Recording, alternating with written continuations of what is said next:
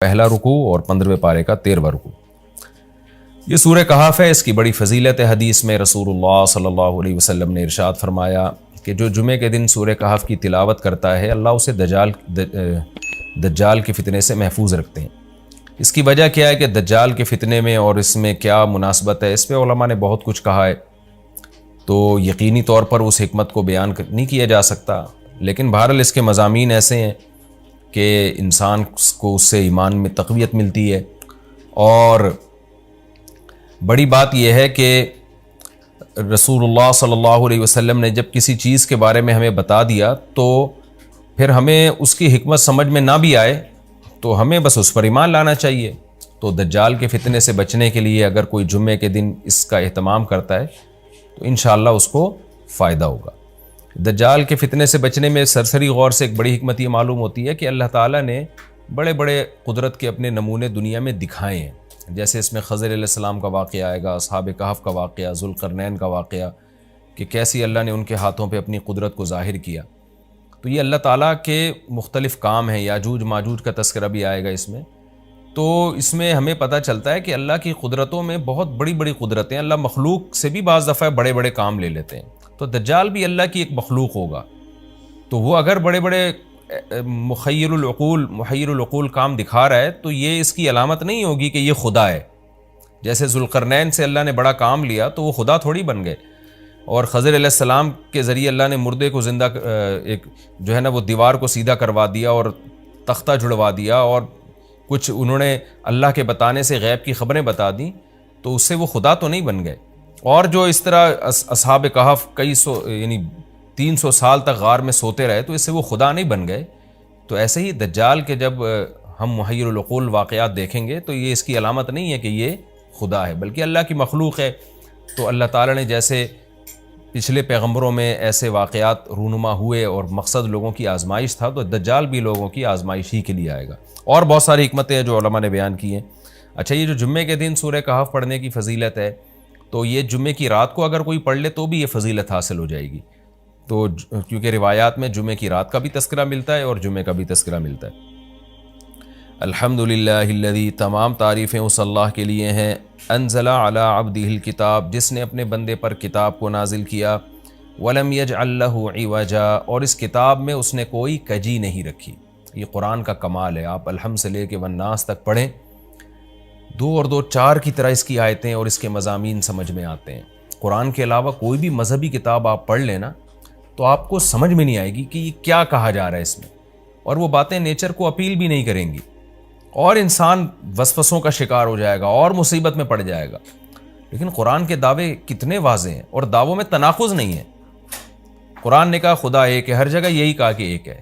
محمد صلی اللہ علیہ وسلم کو کہا کہ نبی ہیں، بشر ہیں، نبی ہیں، تو بشریت کو ثابت کیا قرآن نے۔ جہاں نبی صلی اللہ علیہ وسلم سے اوٹ پٹانگ معجزوں کا مطالبہ کیا گیا تو بتا دیا گیا میں بشر ہوں۔ ایک ہی دعویٰ رہا ہے مسلسل شروع سے آخر تک، اور آخری نبی ہونے کا جب دعویٰ کیا گیا تو آخری ہی، یہ نہیں کہ پھر قرآن میں اشارے دے دیے ہوں کہ کوئی اور نبی بھی آئے گا۔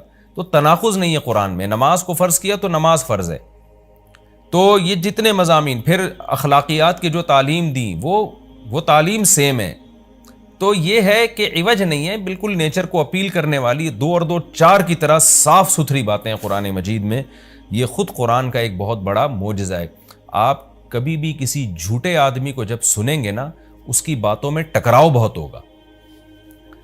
میں ایک دفعہ تحقیق کر رہا تھا، یہ منکرین حدیث جو ہیں جنہوں نے کہا، دعویٰ کیا کہ حدیث حجت نہیں ہے، تو ہمارے شیخ حضرت مفتی رشید احمد صاحب رحمہ اللہ تعالی نے اصل الفتاویٰ کی 2 جلد میں ان کے خلاف بہت کچھ لکھا ہے۔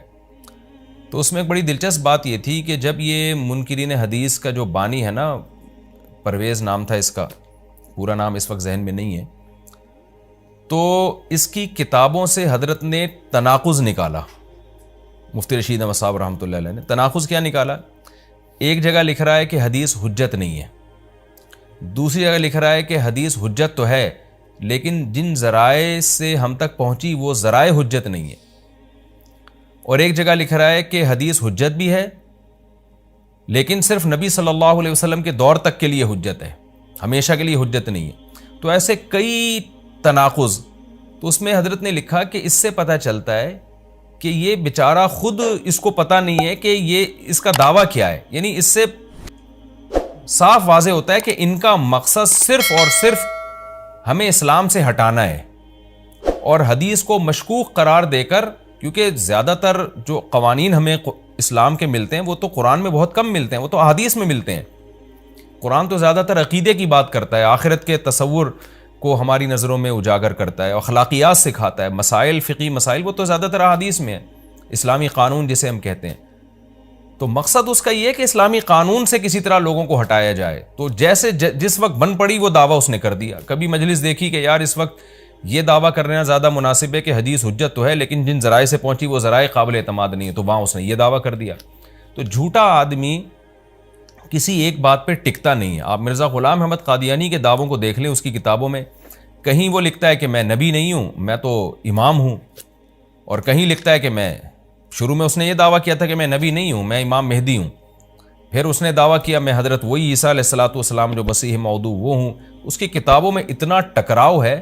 وجہ اس کی ہے کہ باطل کا ایک ہدف ہوتا ہے، تو وہ دیکھتا ہے کہ جیسا دیس ویسا بھیس. جیسے اس کا ہدف ہوتا ہے شہرت، دولت، اور یا لوگوں میں پھوٹ ڈالنا یا کوئی منصب حاصل کرنا کسی سے، تو وہ پھر دیکھتا ہے کہ جس وقت جو طریقہ اس کو سوٹیبل لگتا ہے نا، وہ وہی طریقہ اختیار کر لیتا ہے. تو ہر باطل میں یہ ہوتا ہے. آج بھی ہم دیکھتے ہیں جو اہل باطل ہوتے ہیں وہ کسی ایک بات پہ ٹکتے نہیں ہیں. ایک تو ہوتا ہے نا انسان سے غلطی سے ایک دعویٰ ہو گیا اس سے رجوع کر لے، وہ ایک الگ چیز ہے، وہ تو ہر انسان سے خطا ہو سکتی ہے. لیکن اہل باطل کے دعووں میں بہت ٹکراؤ ہوتا ہے، وہ کسی ایک بات پہ ٹکتے نہیں ہیں. آج بہت سارے اسکالرز ایسے ہیں کہ آپ جب ان کی تقریریں سنیں گے یا ان کی کتابیں پڑھیں گے تو انہیں بہت ٹکراؤ نظر آئے گا. اسی سے صاف پتہ چل جاتا ہے کہ یہ لوگ اپنے دعوے میں مخلص نہیں ہیں، ان کا مقصد پھوٹ ڈالنا ہے. تو جتنی جو تحریف شدہ آسمانی کتابیں ہیں، یہ جتنے باطل مذاہب ہیں، ان میں بھی آپ کو یہ ٹکراؤ نظر آئے گا. تو قرآن یہ دعویٰ بار بار کرتا ہے کہ اللہ تعالیٰ نے جو کلام اپنے حبیب صلی اللہ علیہ وسلم پہ نازل کیا اس میں آپ کو عوج نظر نہیں آئے گا، کوئی کجی نظر نہیں آئے گی. بہت واضح 2 اور 2 4 کی طرح وہ اپنے دعووں کو دعوے کرتا ہے قرآن مجید، اور اس پر دلائل قائم کرتا ہے. قیماً، اللہ فرماتے ہیں سیدھا سیدھا کلام ہے. لینذر بأسا، تاکہ یہ ڈرا دے. کہ اللہ تو نے اتنا صاف ستھرا کلام نازل کیوں کیا؟ اللہ کہتے ہیں 2 وجہ سے. برے لوگوں کو ڈرانے کے لیے، اچھے لوگوں کو امیدیں دلانے کے لیے، تاکہ برے لوگ برائی سے بچیں اور اچھے لوگوں کو موٹیویشن ملے. یہ دعویٰ بھی قرآن کا کتنا پیارا اور کتنا صاف ستھرا ہے. برائی کو ختم کرنا چاہتا ہے قرآن، اچھائی کو پروموٹ کرنا چاہتا ہے. لینذر باسا شدیدا، ہم نے کیوں نازل کیا؟ تاکہ یہ ڈرا دے شدید عذاب سے، من لدنہ، اللہ کی طرف سے، یعنی اللہ کی طرف سے ڈرا دے. وَيُبَشِّرَ الْمُؤْمِنِينَ، اور ایمان والوں کو خوشخبریاں سنا دے. کون سے ایمان والے؟ الَّذِينَ يَعْمَلُونَ الصَّالِحَاتِ، جو اچھے اعمال کرتے ہیں. کیا خوشخبری سنا دے؟ ان لہم اجرا حسنا، کہ ان کو اجر ملے گا بہت اچھا، اور ایسا اجر ملے گا ماکثین فیہ ابدا، رہیں گے اس اجر میں وہ ہمیشہ ہمیشہ. وینذر الذین قالوا، اور تاکہ یہ کلام ڈرا دے ان لوگوں کو، الذین قالوا، جو کہتے ہیں اتخذ اللہ ولدا.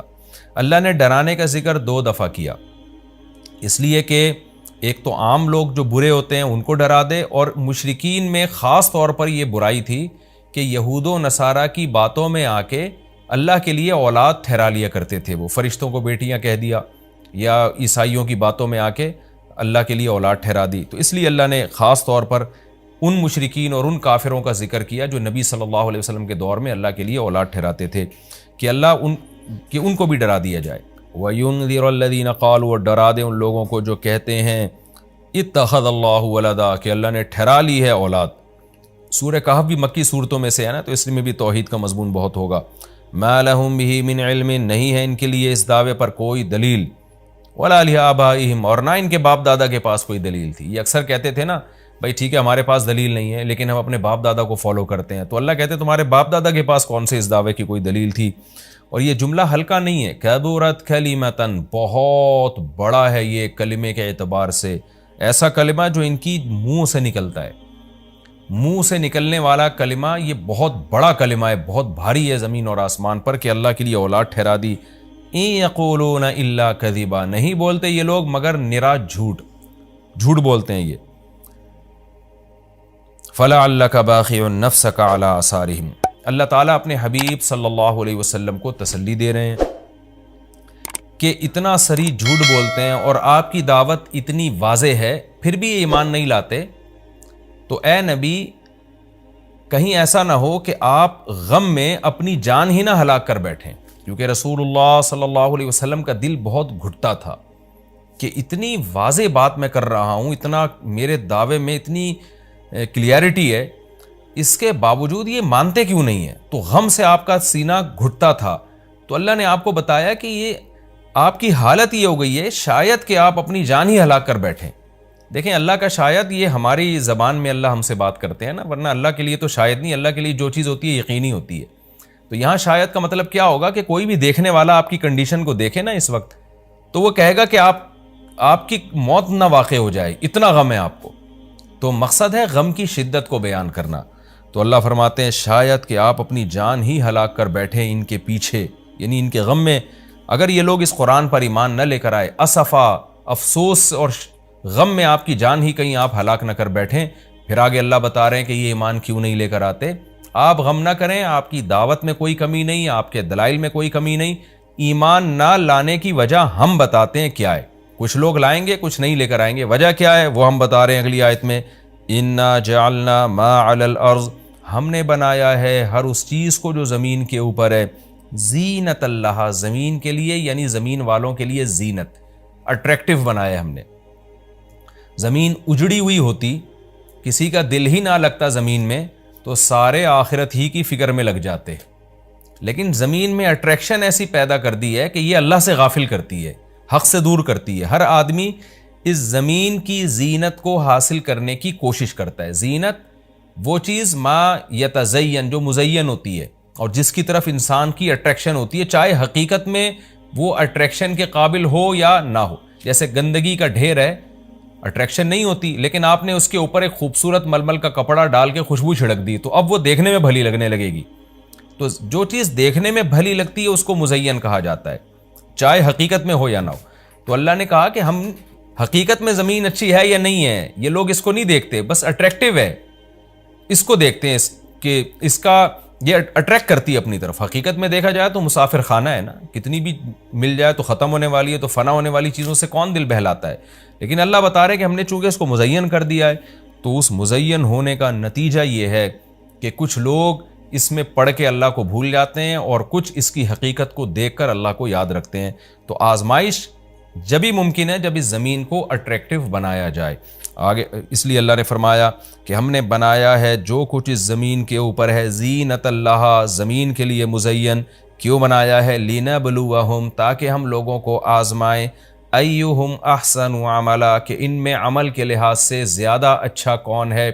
اگر زمین کو مزین نہ بنایا جاتا تو سارے عمل کے لحاظ سے بہت اچھے ہو جاتے، کیونکہ قربانی نہ دینی پڑتی۔ اب اس مزین زمین کی بہت سی چیزوں کو چھوڑنا پڑتا ہے، نماز کے وقت دکان چھوڑنی پڑتی ہے، اور صدقات و خیرات کے وقت مال کی قربانی دینی پڑتی ہے، اور جو شریعت کے جتنے بھی احکام ہیں تو جاہ کی قربانی دینی پڑتی ہے، منصب کی قربانی دینی پڑتی ہے۔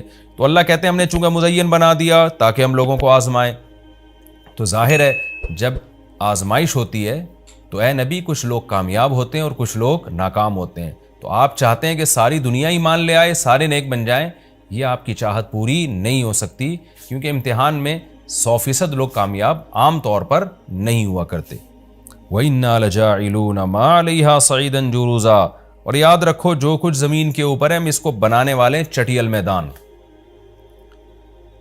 یعنی اللہ نے جب یہ کہا نا کہ زمین کے اوپر کی چیزوں کو ہم نے مزین کر دیا، تو آگے نافرمانوں کو ایک دھمکی بھی دے دی ہے کہ تم جو اس میں پڑھ کر ایمان سے اور نیک عمل سے غافل ہو رہے ہو کہ بھئی اتنی اٹریکشن ہے، تو اس کا ایک دوسرا پہلو بھی ہے۔ وہ پہلو کیا ہے؟ چٹیل میدان بن جائے گی، سب تباہ و برباد ہو جائے گا۔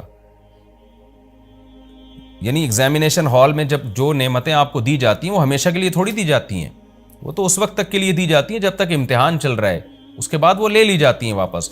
تو اسی طرح اللہ اس زمین کو ختم کر دیں گے، اور تب پوری ترقی، جو انسان کی جتنی بھی ترقی ہے زمین میں اور کائنات میں، ساری زمین بوس ہو کے ختم ہو جائے گی، اور اللہ تعالیٰ جس مقصد کے لیے انسان کو پیدا کیا گیا اس مقصد کے بارے میں انسان سے سوال کریں گے۔ ام حسبت ان اصحاب الکہف والرقیم.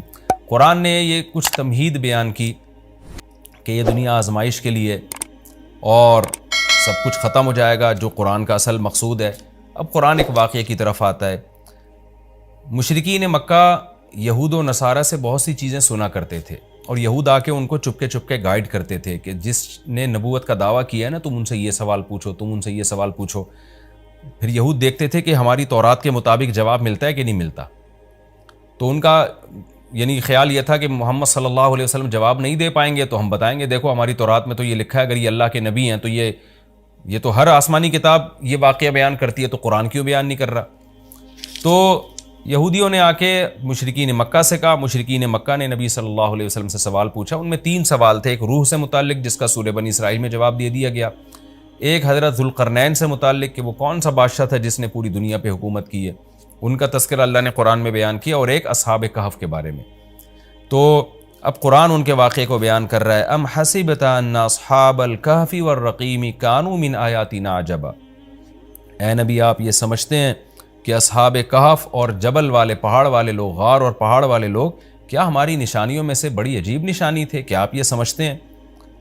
یعنی یا تو اس کا جواب یہ کہ واقعی یہ نشانی تھے، یا یہ کہ یہ اتنی بڑی نشانی نہیں تھے جتنی بڑی اس کائنات کو بنا دینا بڑی نشانی ہے. اذ اول فتیتو، اللہ نے اس واقعے کو بیان کیا. اس وقت کو یاد کرو جب چند نوجوانوں نے ٹھکانہ پکڑا الی الکہف، ایک بڑے غار کی طرف.